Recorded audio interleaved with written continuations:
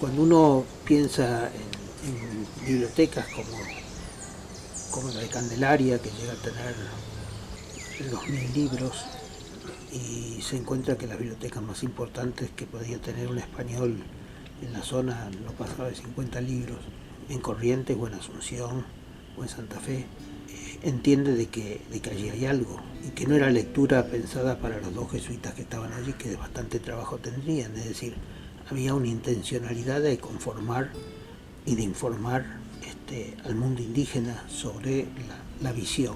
Según el registro de Furlong, llegaron en total 56.000 ejemplares desde que vinieron los jesuitas hasta que fueron expulsados en 1767. Es lo que se llamó la librería grande, 56.000 ejemplares. Una visión que no era solamente la visión teológica o la visión religiosa, era una visión que tenía libros de historia, de geografía, de medicina, de arquitectura. Tenemos los registros, además de lo que había en materia de libros en cada una de las misiones. Pero además, según los pueblos, esas bibliotecas tenían un repertorio de libros de su época, por ejemplo, sobre cirugía, sobre botánica, sobre hierbas medicinales o sobre lo que de medicina se sabía en la época. De filosofía, de todos los temas que uno quisiera ver. Antonio Ruiz de Montoya ya pedía un impresor. Las impresiones de Montoya fueron en Madrid porque no tenía su imprenta aquí, porque tampoco estaban las licencias. Las misiones en algún momento también fabrican su propia imprenta. Entonces nace en Loreto la imprenta. ¿Para qué era la imprenta? Bueno, en primer lugar, para publicar los libros en idioma guaraní, el vocabulario y el diccionario. Uno piensa en unos folletitos, uno piensa en catecismos de 20 páginas. No, son catecismos de una buena cantidad de páginas. Los libros de Montoya tienen 400 páginas cada uno. ¿A quién le pidieron permiso? No lo sé, no lo sabemos. Dentro de la orden debieron tener permiso. De hecho, el primer libro, del cual no se tiene rastro, que es el Martyrologium Romanum, no tenía la licencia todavía cuando se editó en 1700. Después el segundo es en 1703, que es Flos Santorum, que tampoco se tiene ningún registro de este ejemplar. Genial, digamos, hecho de que haya existido en 1705 imprentas en las misiones jesuíticas. Lo fantástico de esta imprenta es que la construyen los indígenas junto con los dos jesuitas. Uno era vienés, el otro era español, padre Serrano, Neumann, y que deciden construirla tal como la habían visto en Europa, con madera dura del lugar, o sea, tenía partes en hierro, y que los tipos fueron hechos en cobre y estaño, fundidos incluso de elementos de labranza. Si bien uno puede ver que la tipografía es bastante rústica, se entiende perfectamente el libro y lo que han querido transmitir. Y que prácticamente esas imprentas que producen sus libros en guaraní estén realizadas 100 años antes de que exista una imprenta en el Brasil, por ejemplo. Imprenta en el Brasil que la lleva el rey cuando pasa de Portugal al Brasil, o 70 años antes de que los propios jesuitas llevaran una imprenta a Córdoba. Algunos de los caciques, o algunas de las figuras más destacadas, también escribieron libros y fueron publicados en la imprenta de las misiones, como Nicolás Yapuguay. Nicolás Yapuguay nació en 1680 en Santa María la Mayor, se crió en las reducciones, se crió con los jesuitas, se educó con ellos, aprendió muy bien el latín y a su vez les enseñó el guaraní y además era músico. El laboratorio, el padre Morales le puso el nombre Nicolás Yapuguay.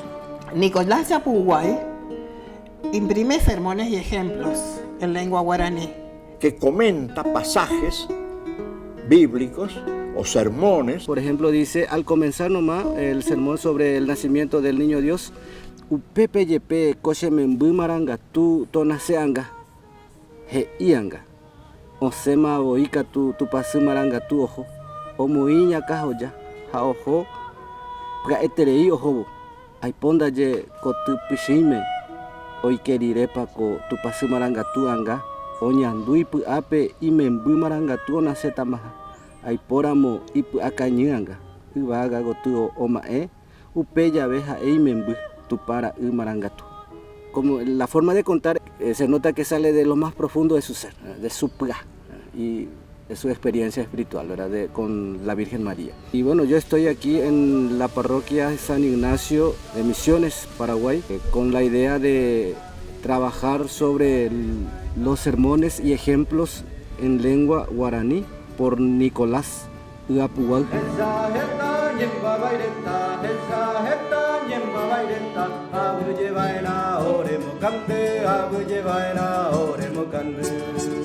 El libro, uno de los libros, dice con la dirección de un padre jesuita. Y sí, por supuesto. Y hay jesuitas como el padre Restivo, o el caso de Yapuguay, y las obras que escribió, es el tiempo en que el maestro apoya al discípulo y el discípulo muchas veces se convierte en maestro. Claro, con el apoyo de Restivo. También los libros de los propios jesuitas dicen con la aprobación del superior. No hay que escandalizarse mucho que era con la Virgen, porque algunos sugirieron, no, pues un jesuita que seguramente le dijo. Y le habrá estado un poco encima, le habrá orientado, pero lo escribió él, en definitiva. Desde el catecismo de Nicolás Yapuguay aparece la Virgen María, un pequeño grabadito, que se cree que es una xilografía, que es una pequeña talla de María y el niño, que es el único que tiene esa tapa. Después los demás en general son tapas, o se ha perdido la portada, o son portadas sumamente simples donde directamente empieza el texto. También estoy practicando música guaraní. Y el libro más importante que editaron, de la diferencia entre lo temporal y lo eterno. El primero que sí se sabe, que tenemos uno en Luján, es el de Nierenberg, entre lo temporal y lo eterno. Del padre Juan Eusebio Nierenberg, de la Compañía de Jesús. Realmente es una obra maestra por los grabados que tiene. Juan Yaparí, como grabador, aparece, firma la obra de Nierenberg, nada menos que de la diferencia entre lo temporal y lo eterno, que tiene tantos grabados de representaciones de lo temible, del mundo infernal, pero seguro que hubieron otros grabadores. Es una diferencia entre lo que es el cielo y la tierra, los valores, etc., explicado en qué lengua, en guaraní. La principal contradicción que los jesuitas tienen con los mandatos del rey es el haber mantenido a los indígenas en el idioma guaraní y no haberles enseñado el castellano. Eso se hizo para evitar, lo dicen claramente, que entraran en el comercio con los españoles y para fortalecer el carácter identitario del grupo guaraní.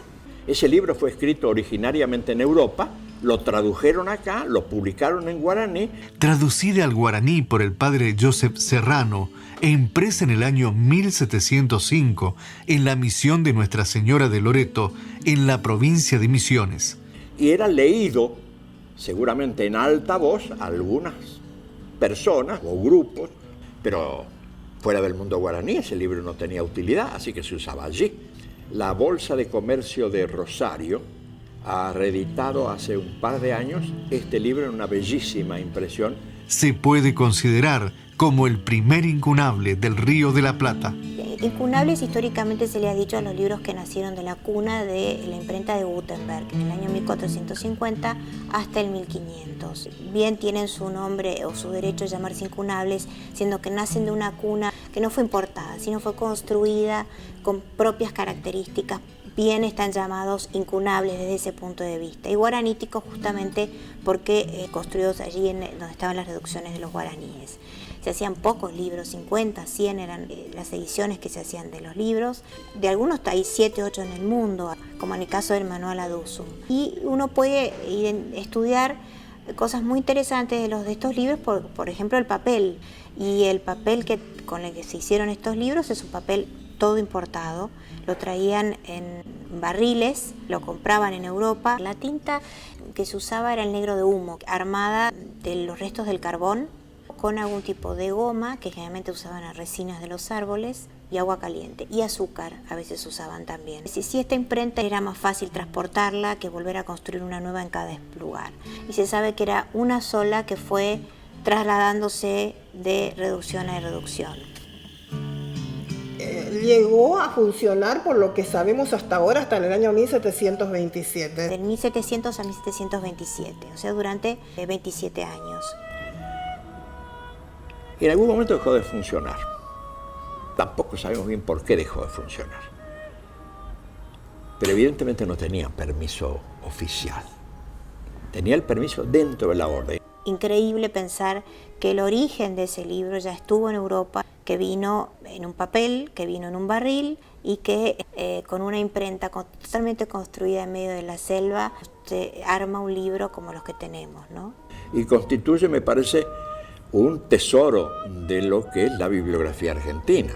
La bibliografía argentina, es decir, impresa en territorio argentino, empiezan las misiones del Paraguay, es decir, en Loreto, concretamente, en Santa María y en algún otro pueblo donde esa imprenta funcionó.